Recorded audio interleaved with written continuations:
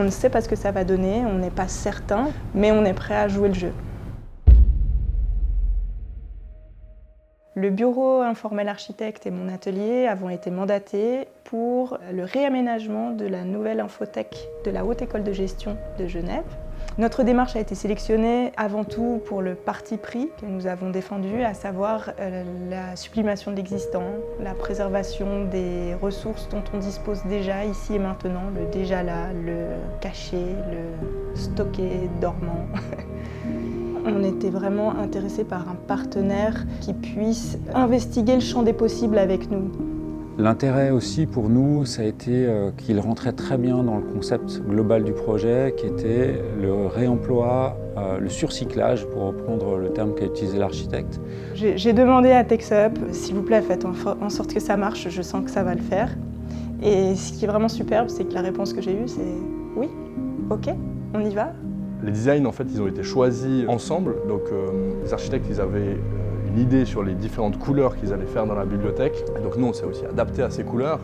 Et puis, on a essayé de trouver les différents textiles avec nos partenaires pour pouvoir créer vraiment ces couleurs qui sont adaptées à la bibliothèque.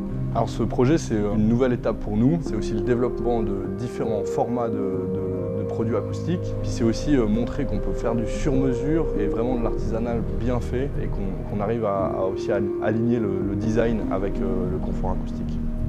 Dans ce projet, on a une spécificité, c'est qu'on a été chercher les habits qui proviennent du lieu où on travaille.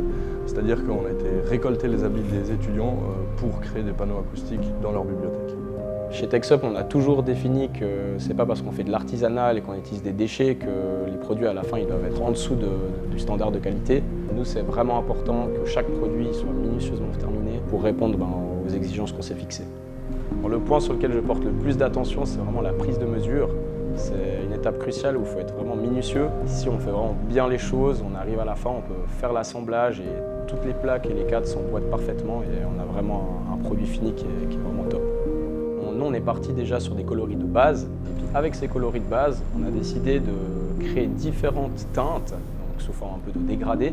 Et puis on a présenté ça au client pour que lui, il puisse vraiment avoir l'ensemble des coloris possibles.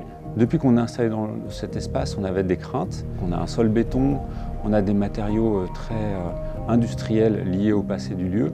Et depuis qu'on a ouvert au public, on n'a eu aucune difficulté par rapport à ça. Au contraire, c'est un lieu qui a été investi vraiment dans une sensation de calme par l'ensemble de la communauté académique, les étudiantes, les étudiants. Ici, on est dans un espace plutôt de détente, dans lequel on peut avoir des discussions autour d'une table basse. Les panneaux qui sont derrière moi coupent bien par rapport au desk d'accueil qu'on a derrière moi, et donc on peut avoir des conversations des deux côtés sans que ce soit gênant. On a un axe durabilité qui est très fort à la Haute École de Gestion à Genève.